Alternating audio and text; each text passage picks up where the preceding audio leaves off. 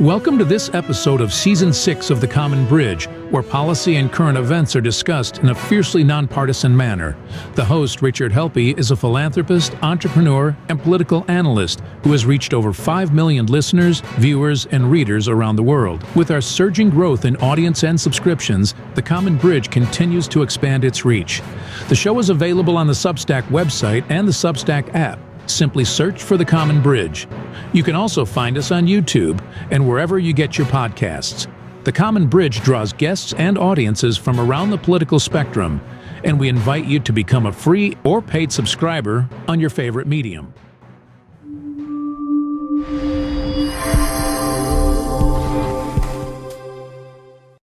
Hello, welcome to The Common Bridge. I'm your host, Rich Helppie. This is our continuing series with candidates for governor of the great state of Michigan. Now, I know my audience is not only Michigan, but national and international, but Michigan needs to be watched. This is a bellwether state. It is very important to the international community, sitting on an international border, involved with international trade. It is the heartbeat of organized labor, the home of the United Auto Workers, where organized labor began. It is an environmentally important and sensitive area as we sit in the heart of the Great Lakes with the largest freshwater supplies in the world. And as Michigan goes, we think the nation and perhaps internationally influence is going to be affected. And we have with us today from Genesee County, Michigan, the Sheriff of Genesee County, Mr. Chris Swanson. Mr. Swanson has announced his candidacy for the governorship of the state of Michigan on the Democratic ticket.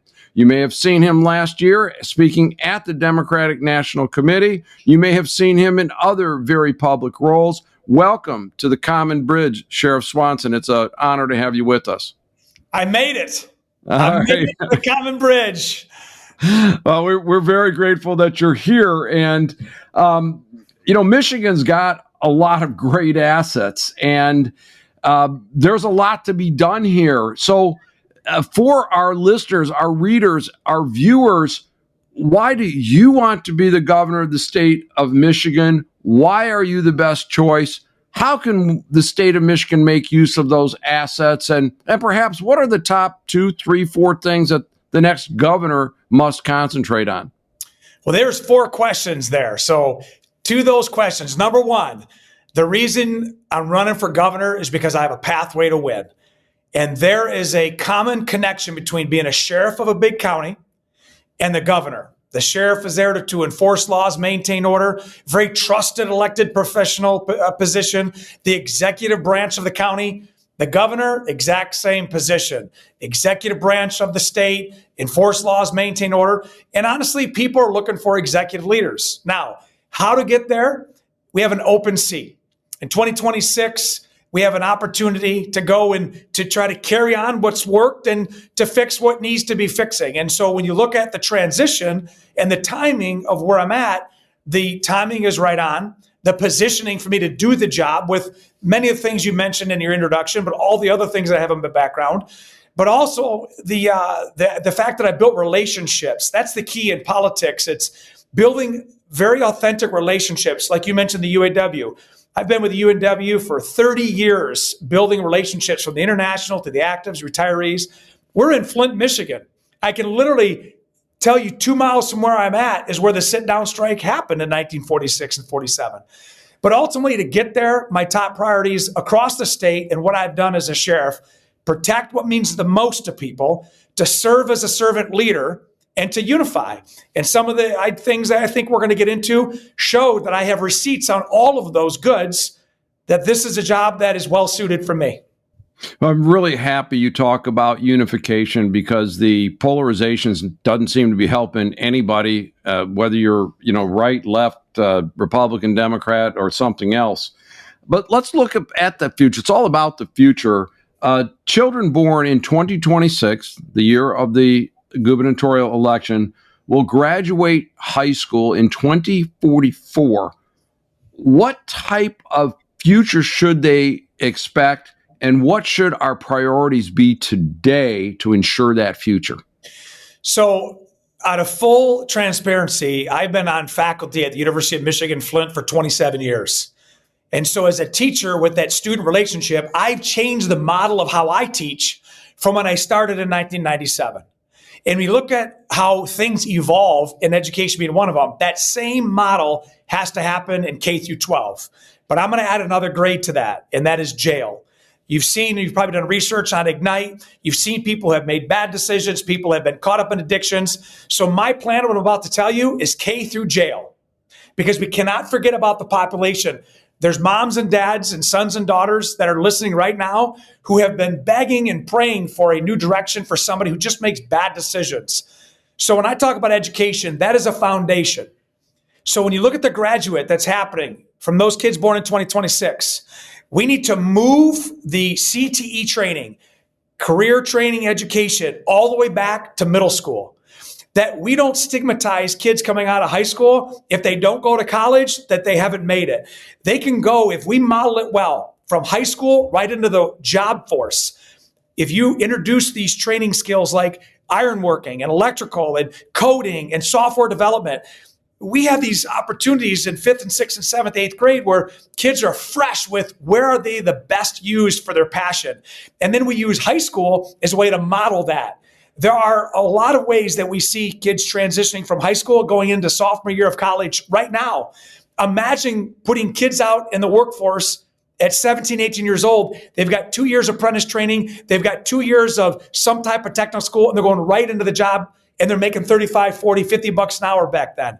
We do it for the military. We can do it for those in the professional world and open up a brand new style and a supply of great talent. That really appeals to me. Growing up in the industrial area of Wayne, Michigan, middle school, we had shop. I had wood shop. I had metal shop. We learned to weld. I was terrible at all of those things. And that pretty much confirms what you just said. I shouldn't be doing that type of work. Certainly nobody would want to pay me for doing that type of work.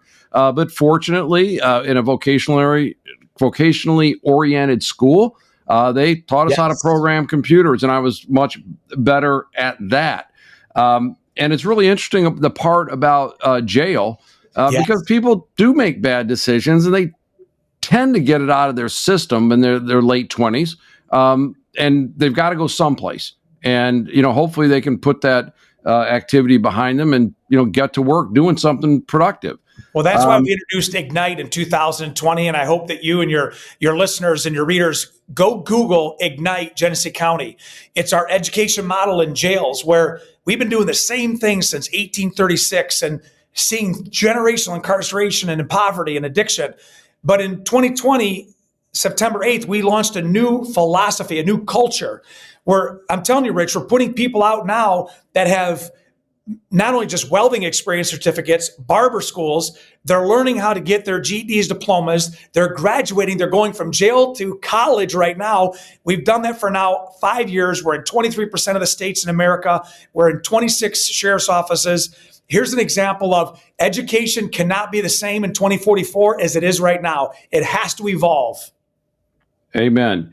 So many candidates have said that Michigan's declining population is their top priorities. So what should the priorities for our next governor be to make our state grow again? We're looking at birth rates, out-migration, particularly of the college-educated, retirees, heading to Florida or elsewhere in the Sun Belt. And then we have immigrant populations. And when you look at that population, how important is the population level? And what are your thoughts about what to do about that? Well, to your first point, you're right. It's a complex answer to keep people in Michigan. Number one, we have to keep our students being educated in Michigan. There's a lot of universities, and I speak from experience. They're coming here to Michigan to get educated and taking their talent elsewhere. Number two is we're competing with 49 other competitors. Michigan has to be a place where we become a business innovator, a business capital partnership. We need to take ideas from people into implementation. So one of the economic not only offerings I'm going to do as governor is to create a pipeline that if somebody in Michigan has an idea that they want to put into action, that 517 number becomes a partner to help them along the way. And if we can do that, imagine this, to 1,000 companies in a year, and 100 of them are growing, and 10 of them become Fortune 500 companies, they're going to stay in Michigan, just like behind the scenes, Michelle has stayed and she grew up in Davison. When you have those roots that are deep here, people seem to stay. It's got to start with where the talent is.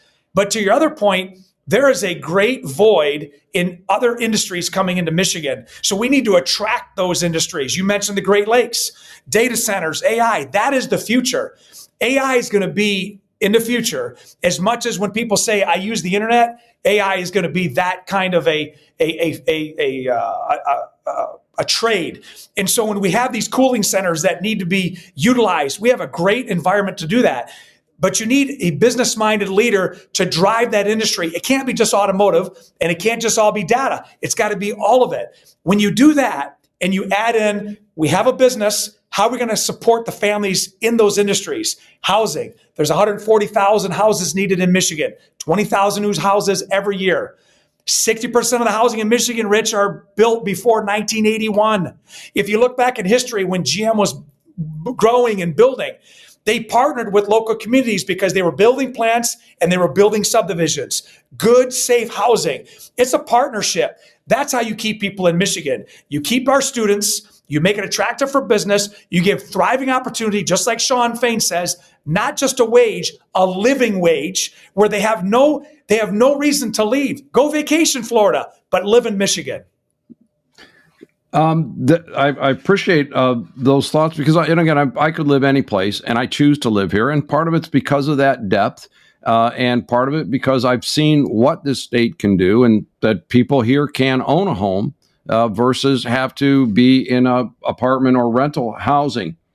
But look, we're in a political landscape right now. And of course, Governor Whitmer will be term limited out. And that's leading to this opening in 2026.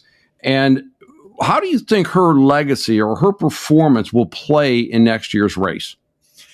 Well, I'm friends with Governor Whitmer, and I can tell you any leader can look back and think, I would have, could have, should have done something different. I could have messaged this different, but that's why experience and that's why education and all these things are happening. She's done a phenomenal job going through what she's gone through.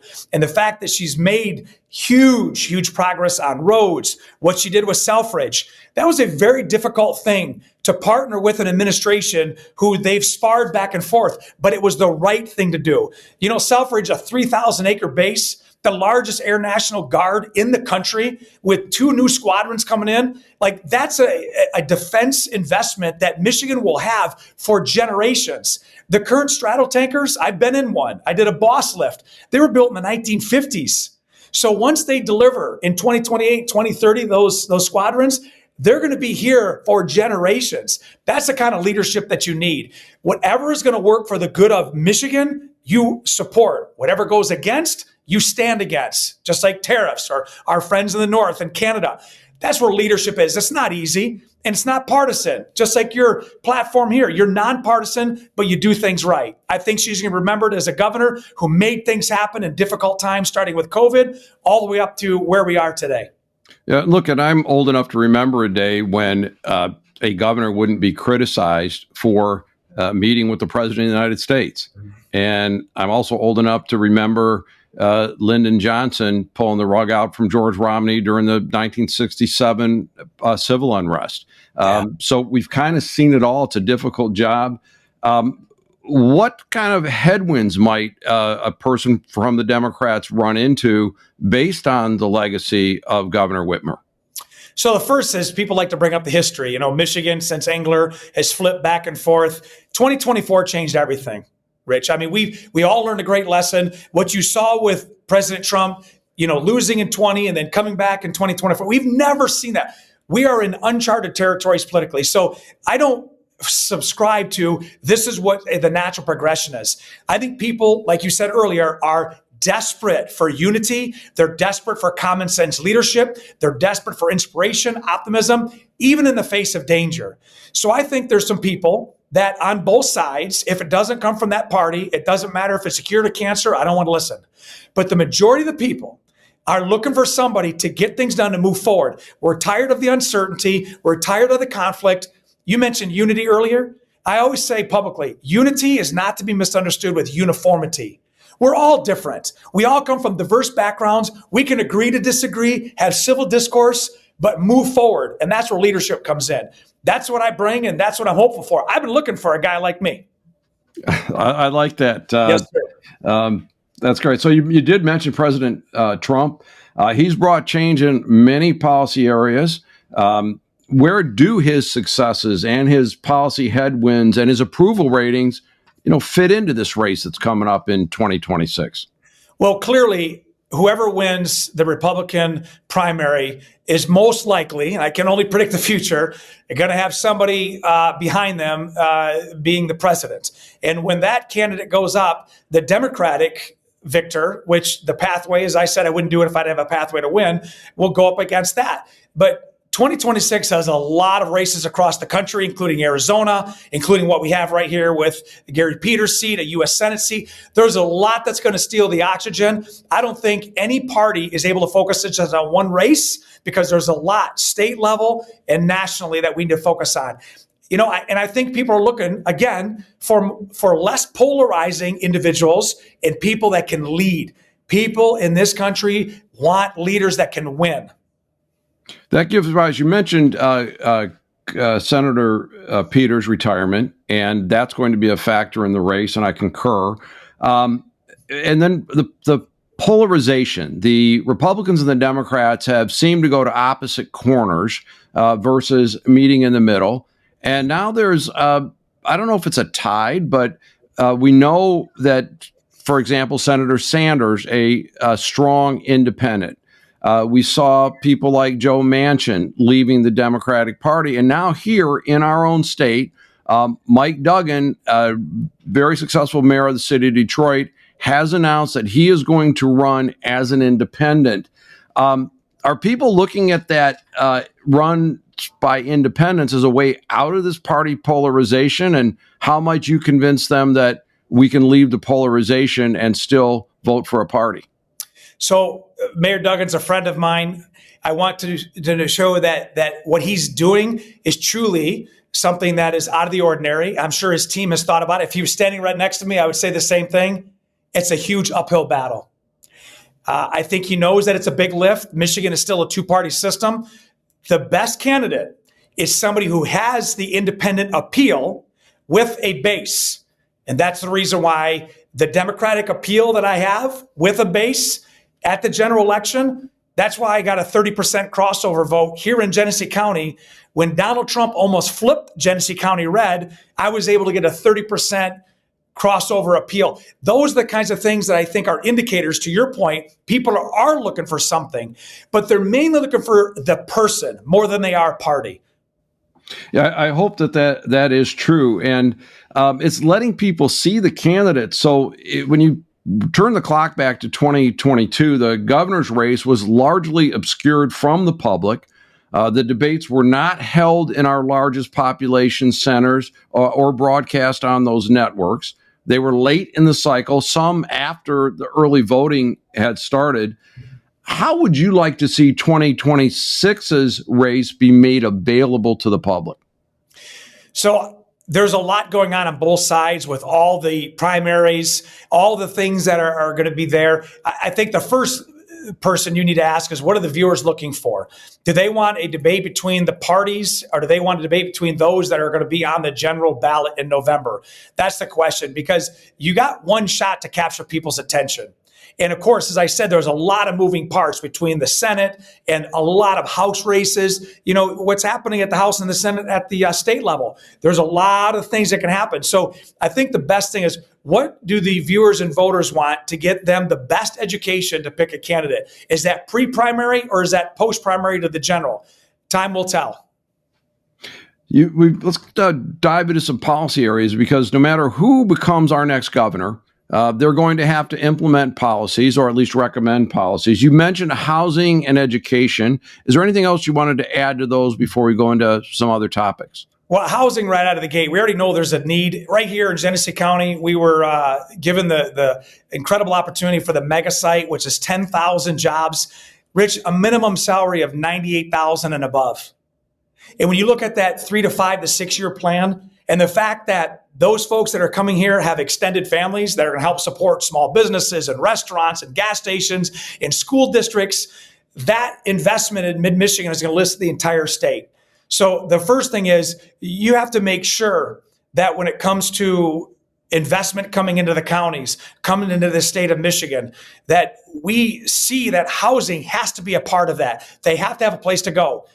Reduce regulations, expedite building, work with local municipalities so they can help push those building inspections and those building permits along.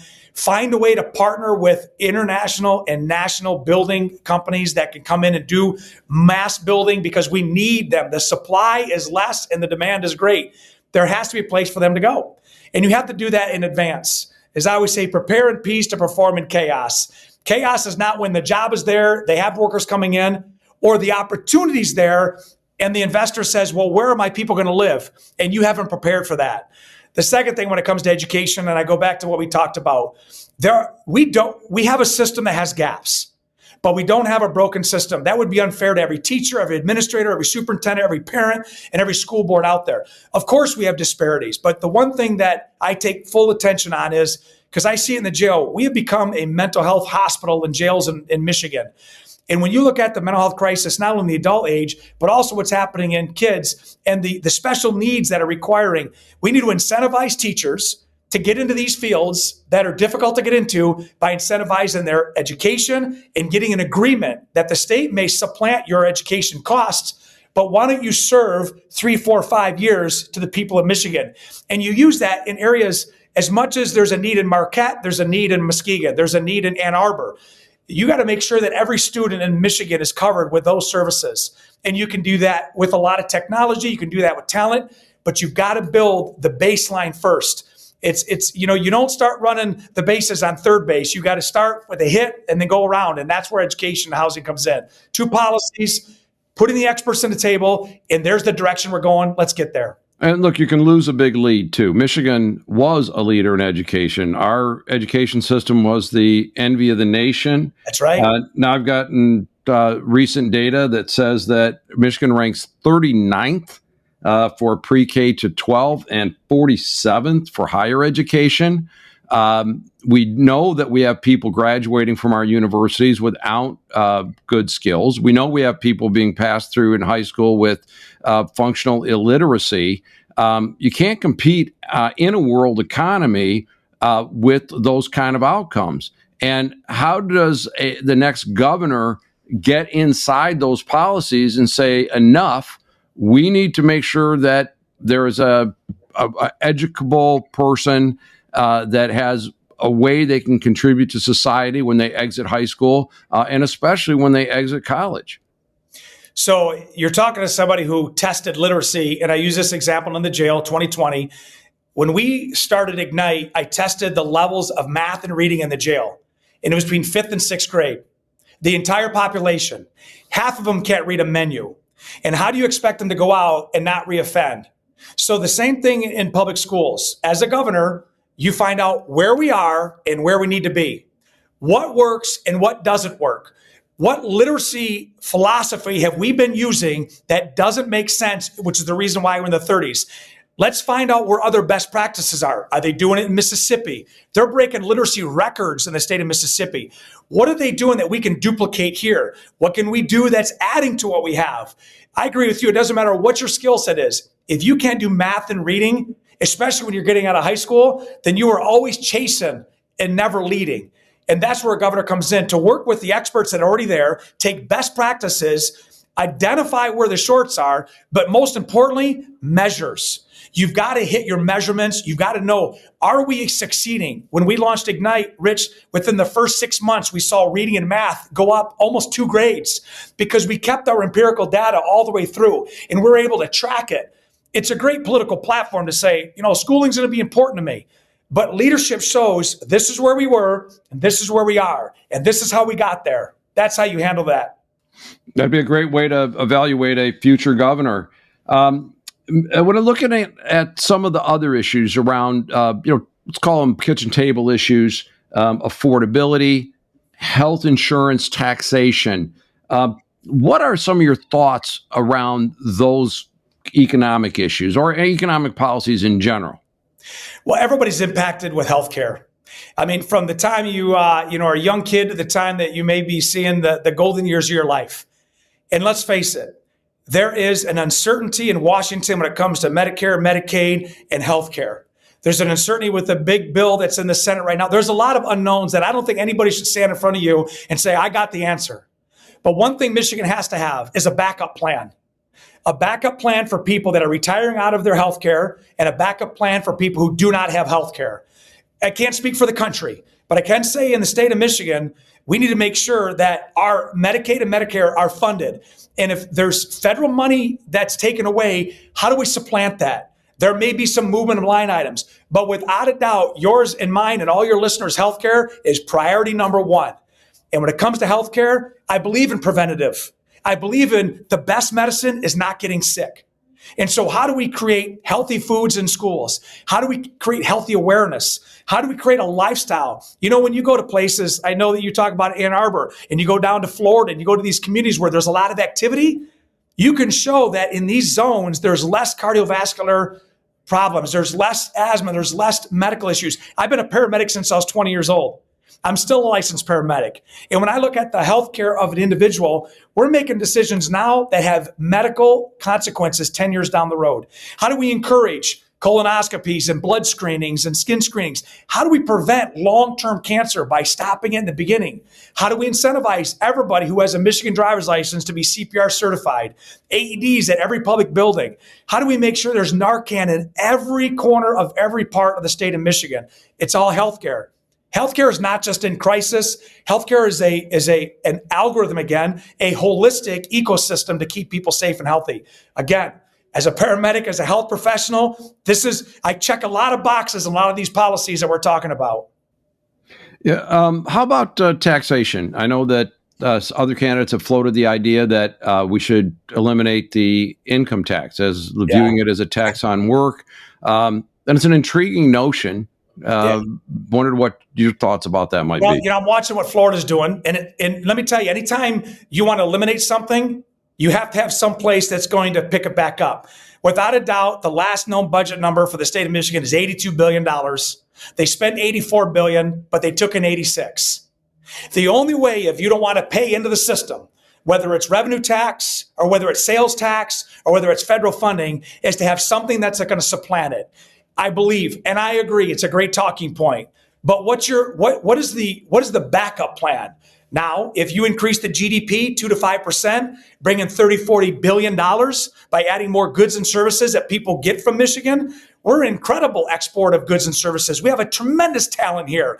If we can think business, elevate that GDP, and now we have room to grow, now we're able to have a little bit more flexibility. But we don't have that right here.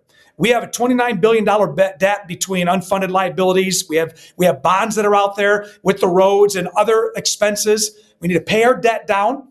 We need to increase our revenue. And when that happens, you don't need as much tax revenue from our citizens. You can look at gas tax holidays. I said this in my announcement. Maybe we give people Memorial Day, 4th of July, and Labor Day gas tax holidays to give a little relief.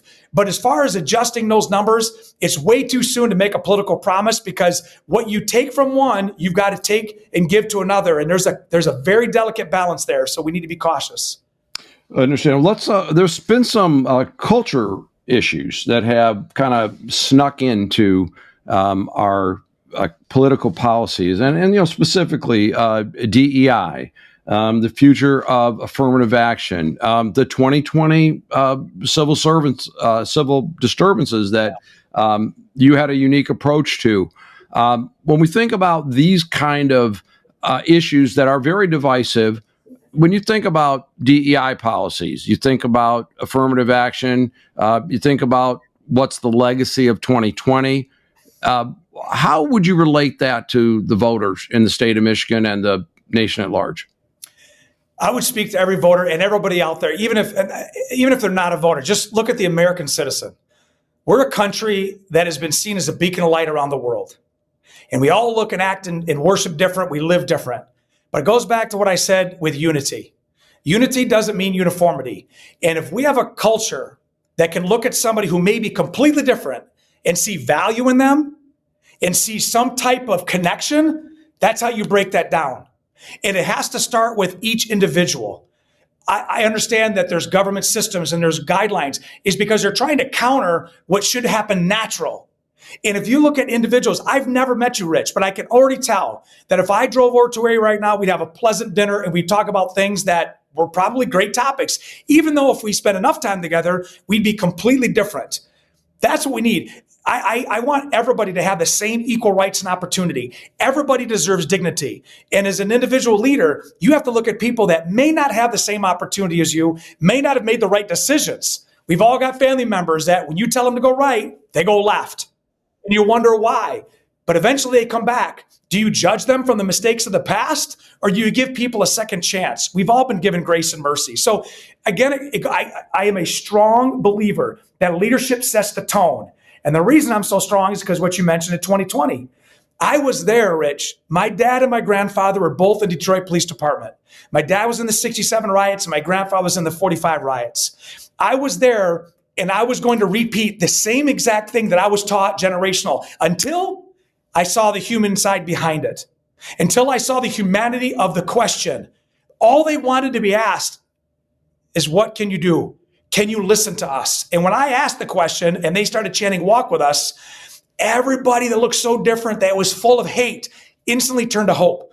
So nobody can convince me that it can't be done. It just needs strong leadership. And when you do that, then you don't need mandates to keep equality a priority. You just need to create a good heart in people. Great. I appreciate those sentiments because I think that, meeting the moment of can't get into the case specifics. You can't get into the statistics about who attacks who. It's today we have this situation and these are your people. So well done, sir. Yes, sir. Thank you. We have been a state of Michigan that has prospered because there were great jobs with great wages. I, of course, know many people, my best friends in the world, UAW, Teamsters, and the like. And we also have right to work, which has merit. Where are you as far as right to work and card check specifically? Well, you're talking to a guy who's literally standing on a 7th floor outside the red bricks of downtown Flint. I'm a labor guy all the way because labor lifts all boats. And union contracts from back then to where we are now, it has helped every family one way or another. It's touched these different individuals. So as a governor, we are a labor state that has great talent with safety records, education. You have journeyman and apprentice together. You have mentors to create a workforce that is building top quality products. Going back to the UAW, the American-made vehicle made by American labor, you've got to create an ecosystem where companies come in and they see the value of it. They don't see it as an enemy. So the fact that we want to find where are the wages that we're going to have in state and school contracts that have labor attached and labor that's going to give a quality product. That is a reason why we built here. You go back to what you said, this was a community that had 80,000 UAW workers, and we're down to 8,000 now. Yeah, and part of that is that there was relocations right? to non-union states. I know there were major bids lost to non-union states, and a good union can do a great job. Yes. It can lead to great economic opportunity. And we've also seen the bifurcation, frankly, between the union leadership and the rank and file. That's right. That the rank and file didn't feel they were being served by the union leadership. So when you come to right to work, should a worker in Michigan be obliged to join a union, or should it be if a company can meet its workforce at whatever size, where they don't have to be unionized? Yeah, I support labor unionize all the way. And you work with those new employers to come in to explain to them why organized labor in your industry is vital. Now, what about card check? Pardon me? What about card check? Simple, like, hey, we'll come to your house and you can check the box and say you want to be in the union. Is that a thing you can do? Somebody who doesn't do that, what's fair on the job site and the work site, those folks are going to have to answer that. What I'm saying is, when it comes to an employer coming in, you need a system where they can not only just show the value of organized labor, but they can show through history where you're going to get for your company with this kind of a workforce. And again, I mentioned this, that not everything is going to be labor. They know that. But at least if they have a fair shot of competing, and you can see that labor is not the enemy of big business, and big business needs labor, but it has to work. It goes back into the ecosystem of leadership. And that's where you have an environment where organized labor is not seen as that enemy, but they're seen as a partner in growing businesses, huge manufacturing, and business owners. I understand. Recently, the Freedom of Information Act for government transparency. In our state of Michigan, the governor is exempted from FOIA. And our current governor promised to remove that exemption. That has not happened. Have you established a position yet on the exemption for the governor for the Freedom of Information Act? I will speak from my current experience, as I have no exemptions unless it comes down to something that's under subpoena, an active case, or something that can be ruled as a safety issue for the public. I have always been a supporter of FOIA and transparency, and I will carry that to the governor's office. The decision that's being made in Lansing, I have no say in that. I'm not involved in those conversations, but I can assure you this. When I'm governor, you'll be able to have full access unless it meets that criteria for public safety, court purposes, or discovery. And you've certainly lived in a world where you had to be highly accountable and second guessed and Monday morning quarterbacked, a lot. I can tell you today, I didn't mean to cut you off, Rich. I'm sorry. But today starts my 33rd year on the job.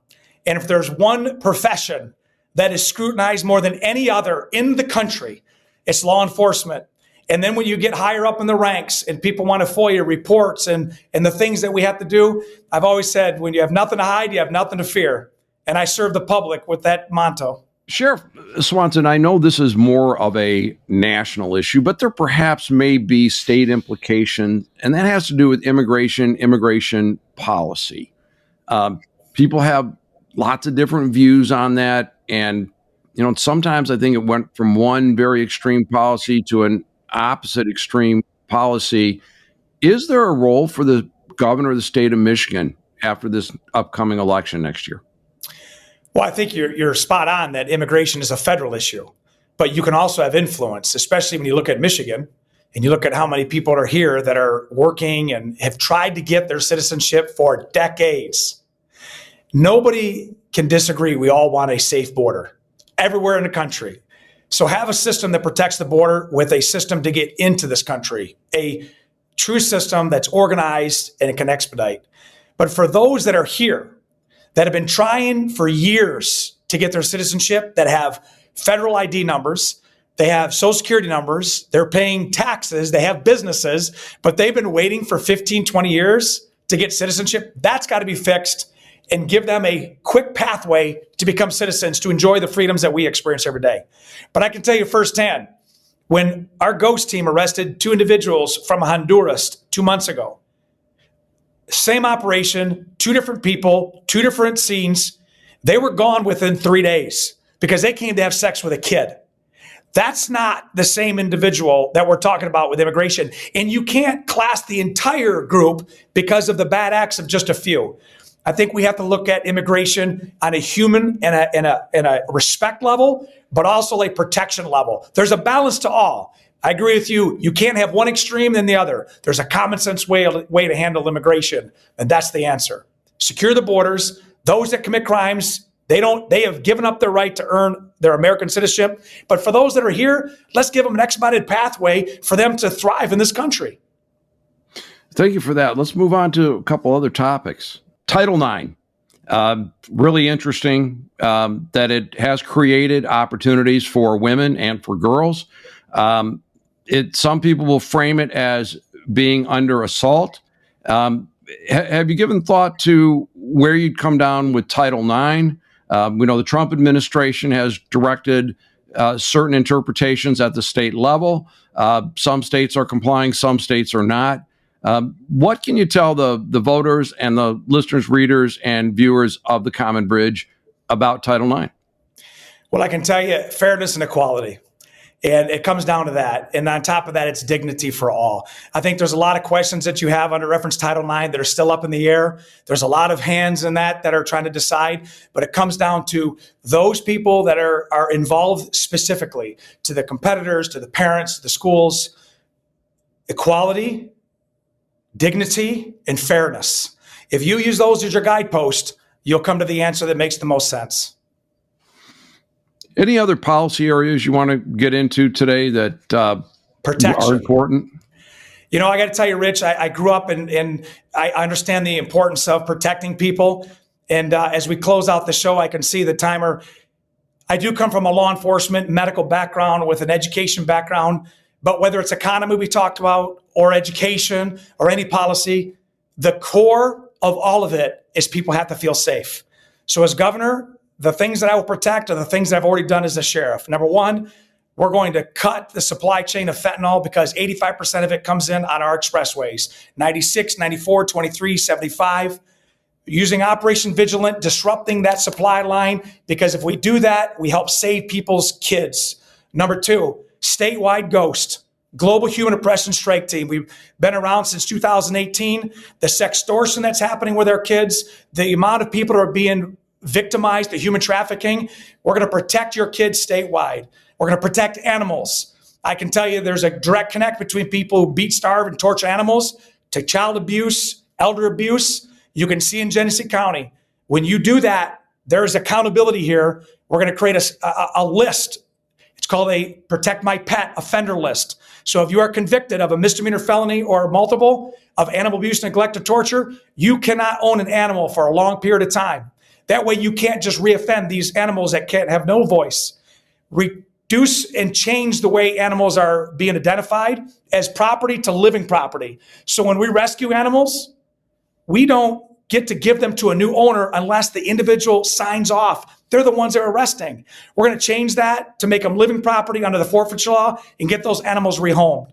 We're going to create an environment where people are safe wherever they are, reduce crime like we've done in Genesee County in the state of Michigan, reduce crime like we've done in Flint with murder and certainly property crimes. When you do that, you have less victims, you have less insurance costs, you have less businesses that are running because of crime.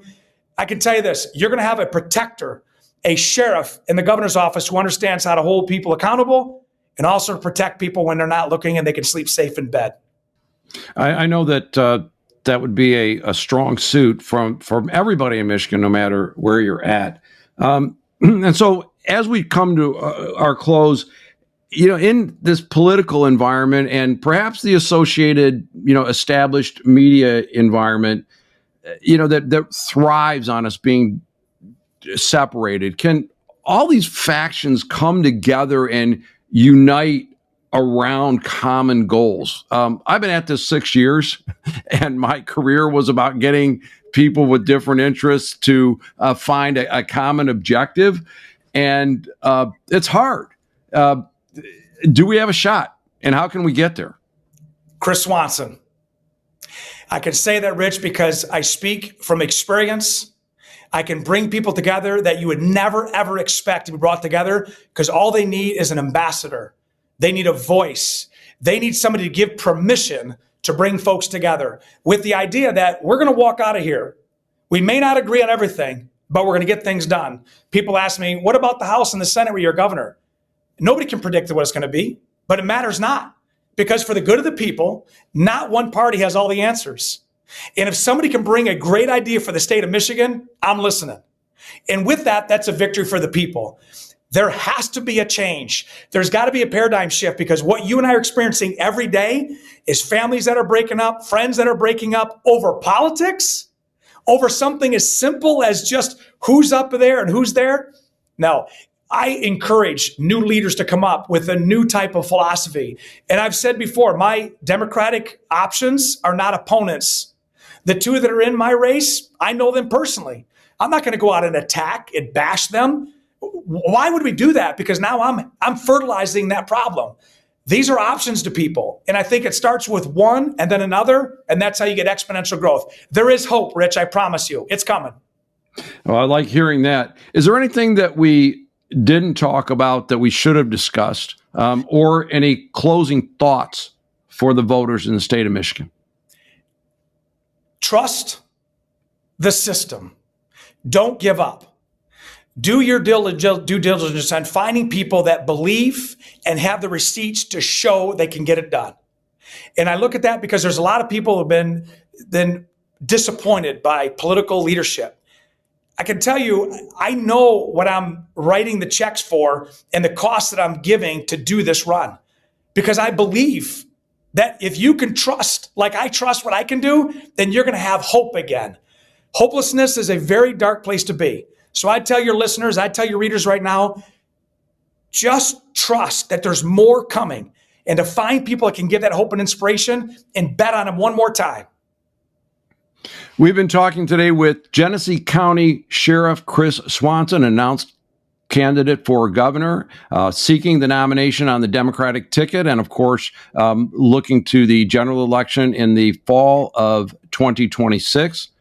And with our guest, Sheriff Chris Swanson, this is your host, Rich Helppie, signing off on The Common Bridge.